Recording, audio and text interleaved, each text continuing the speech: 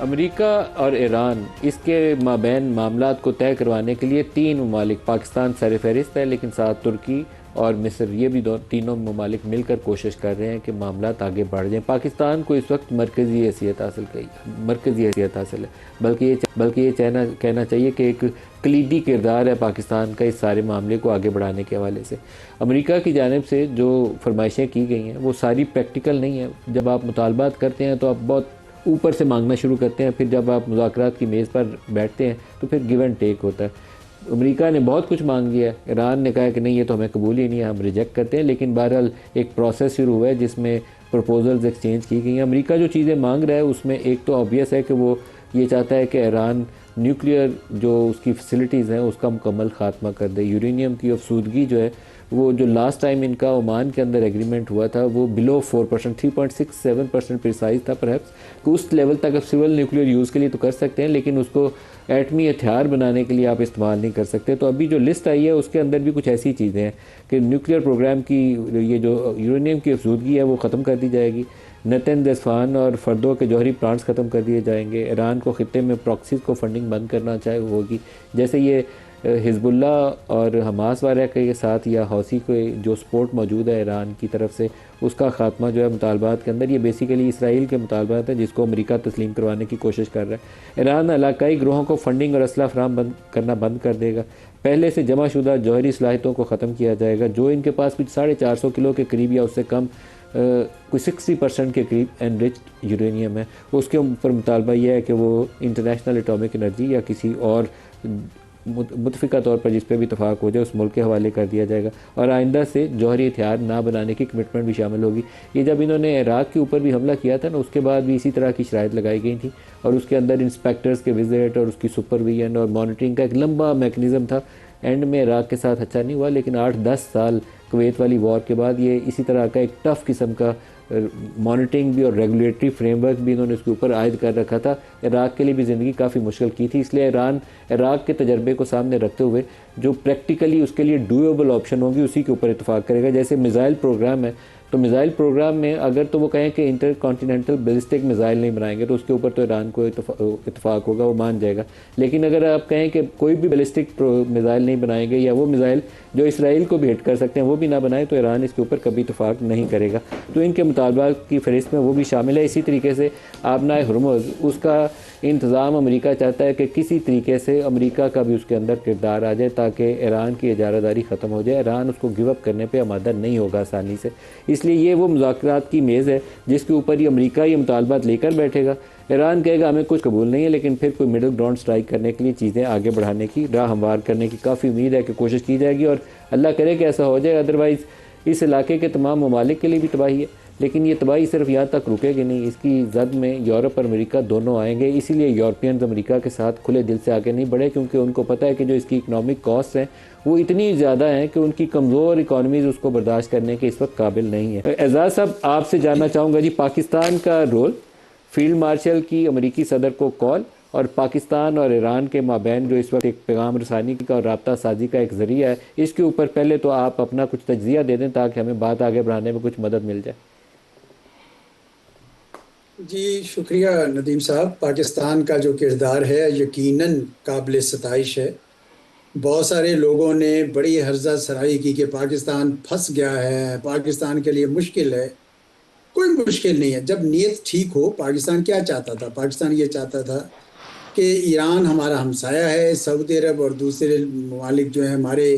بڑے قریبی دوست ہیں، ان کے درمیان جنگ نہیں ہونی چاہیے، اور وہی کردار ہم نے ادا کیا ہے۔ اور میں سمجھتا ہوں کہ پچھلے ایک سال سے پاکستان کی جو خارجہ پالیسی ہے اس میدان میں، اس ضمن میں بڑی قابل ستائش رہی ہے، اور اسی وجہ سے آج پاکستان کی ایران بھی تعریف کرتا ہے، خلیجی ریاستوں کے ساتھ بھی تعلقات بہتر ہیں، اور امریکہ بھی کرتا ہے۔ تو میں سمجھتا ہوں کہ پاکستان کو یہ کردار جاری رکھنا چاہیے، بجائے اس کے کہ کسی ایک فریق کے حق میں جنگ میں شریک ہو جائے، اس سے کوئی فائدہ نہیں ہوگا، اور ہمیں جنگ رکوانی ہے۔ اس کا امپیکٹ پوری دنیا پہ ہے، پاکستان پہ بھی ہے، اور خصوصاً ان ممالک کے اپنے اندر بڑی تباہی ہو چکی ہے۔ ابھی تو خلیجی ریاستیں جنگ میں شریک نہیں ہوئی، اگر یہ شریک ہو گئی کسی موقع پر جس طرح کہ اسرائیل چاہتا ہے، تو پھر میں دیکھ سکتا ہوں کہ وہاں بہت زیادہ تباہی کا دائرہ پھیل جائے گا۔ اس لیے بہتر ہوگا کہ یہ ساری پارٹیز کے لیے کہ یہ کوئی نہ کوئی کسی نہ کسی قسم کا سمجھوتا جو ہے وہ کر لیں، امن کی طرف چلیں۔ امریکہ نے جو البتہ شرائط لگائی ہیں وہ بہت ہی زیادہ سخت شرائط ہیں۔ مجھے یقین تھا کہ ایران ان کو نہیں مانے گا، اور ایران نے بھی اپنی اسی قسم کی شرائط پیش کر دے گا کہ جی آپ ہمارے لیے اکنامک سینکشنز بھی ہٹائیں، بیسز جو علاقے میں آپ نے رکھے ہوئے ہیں سارے واپس لے کے جائیں، اسرائیل کے اوپر سے ہاتھ روک لیں وغیرہ وغیرہ۔ لیکن ڈپلومیسی جو ہے وہ جاری رہنی چاہیے، اور اس کے ذریعے کوئی نہ کوئی کہیں نہ کہیں کوئی کامن گراؤنڈ جو ہے وہ ڈھونڈنی پڑے گی، اور میرے خیال میں ڈھونڈنی چاہیے۔ اور پاکستان اگر اس میں کوئی کردار ادا کر سکتا ہے تو میں سمجھتا ہوں کہ یہ سب سے احسن ہوگا۔ ڈاکٹر صاحب، جے ڈی وینس امریکی جو نائب صدر ہیں، ان کے متعلق سننے میں آتا ہے کہ اگر معاملات آگے بڑھنے کی امید پیدا ہوتی ہے تو ویکینڈ تک وہ پاکستان آ سکتے ہیں۔ اس کے علاوہ وٹکاف اور جارج کوشنر، وہ کہا جاتا ہے کہ اس رابطہ سازی کے عمل میں ایکٹیولی انگیجڈ ہیں۔ آپ کی حکومت اس معاملے میں کیا کیا کام کر رہی ہے، اور کچھ اپڈیٹ دے دیں ہمیں بھی۔ بسم اللہ الرحمن الرحیم۔ بہت شکریہ ملک صاحب۔ یہ چوہی صاحب نے جو میرا خیال ہے پوری صورتحال کی جو ترجمانی کی ہے اور عکاسی کی ہے، بڑے اچھے انداز سے انہوں نے بتایا ہے کہ اس وقت سچویشن کیا ہے، اور اس کا جو ممکنہ اور تمام اس خطے کے لیے بھی اور پوری دنیا کے لیے جو اس کا ایک مثبت حل ہو سکتا ہے وہ یہی ہے کہ یہ بات جلد از جلد جو ہے یہ مذاکرات اور اس کے بعد کسی دیرپا امن معاہدے کی شکل میں جو ہے اختتام پذیر ہو۔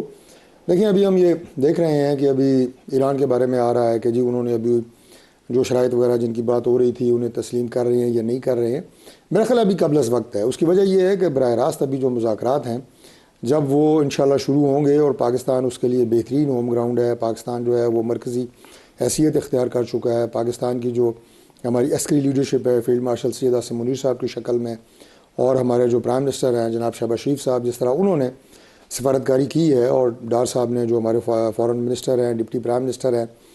تو اس میں پاکستان کا کردار جو ہے وہ بڑا ایک مثبت اور بڑا ایک نیوٹرل کردار رہا ہے۔ اور میرا خیال ہے کہ اس خطے میں جو ہم کہتے ہیں جی کہ پاکستان کی صورتحال بڑی آپ یہ کہیں کہ نازک تھی، وہ یقیناً اس لیے نازک تھی کہ ہمارے ایران سے بھی بڑے اچھے مراسم ہیں، ہمارے جو ہے خلیجی ریاستوں سے سعودی عرب کے ساتھ ہم ایک دفاعی معاہدے میں ہیں۔ تو ان سب کو مد نظر رکھتے ہوئے پاکستان کی اولین ترجیح اور آج تک ہماری جو کوشش ہے وہ یہ ہے کہ اس خطے میں امن کے لیے ہم جو کر سکتے ہیں وہ کریں، کیونکہ جنگ کے جو بادل ہیں ان کی لپیٹ میں سب سے پہلے جو ہمارا اپنا جو ریجن ہے ساؤتھ ایشیا، اس خطے کے اندر جو تباہی ہو رہی ہے اور مزید ہو سکتی ہے، اور پوری دنیا سے براہ راست متاثر ہو رہی ہے۔ تو میرا خیال ہے کہ اس میں ایران کی طرف سے بھی ایک اچھی مثبت سوچ آنی چاہیے۔ امریکہ استعمال ہوا ہے اسرائیل کے تھرو، اس میں تو کوئی دو رائے نہیں ہے کہ اسرائیل نے اپنے مذموم مقاصد کے لیے پریزیڈنٹ ٹرمپ کو جس طرح ایران پہ حملے کے لیے، اب کچھ لوگ کہتے ہیں جی کہ نہیں اسرائیل نہیں، امریکہ ظاہر ہے خود بالکل انڈیپینڈنٹ ہے، ان کی اپنی ایک انڈیپینڈنٹ سوچ ہے، اپنی انڈیپینڈنٹ خارجہ پالیسی ہے۔ لیکن میں سمجھتا ہوں کہ اگر اسرائیل کی مذموم کوششیں اور ان کی سازشیں نہ ہوتی تو شاید اتنی جلدی ایران کے اوپر اس طرح کا براہ راست حملہ نہ ہوتا، جبکہ اس سے پہلے یہ کوششیں ہو رہی تھی کہ امریکہ اور ایران کے درمیان مذاکرات ہوں، اور پاکستان اس کا بھی حصہ تھا۔ جے ڈی وینس کے امکانات ہیں کہ ویکینڈ تک آئیں پاکستان؟ دیکھیں میرا خیال ہے کہ اس پہ ابھی قبل از وقت ہے کہ کوئی سٹیٹمنٹ دینا گورنمنٹ کی طرف سے، لیکن بہت ساری ایسی کوششیں ہو رہی ہیں۔ یہ ضرور میں کہہ سکتا ہوں کہ بیک ڈور جو کہ کلاسیفائڈ انفارمیشن ہے، اور وقت آنے پہ ہی میں سمجھتا ہوں کہ اسے منظر عام لانا چاہیے۔ ان کے وزٹ کا انحصار اس چیز کے اوپر ہے کہ ابتدائی طور پر بیک چینل سے کچھ پیش رفت ہو جائے تو پھر جے ڈی وینس آئیں گے۔ بالکل ایسا ہی ہے، یہ چیزیں ہو رہی ہیں، لیکن میں نے کہا کہ چونکہ یہ بڑی حساس آپ یہ کہیں کہ کوششیں ہوتی ہیں، اور یہ ایک صحیح وقت کے اوپر ہی جو ہے یہ معلومات جو ہے یہ شیئر کی جاتی ہیں۔ بالکل صحیح۔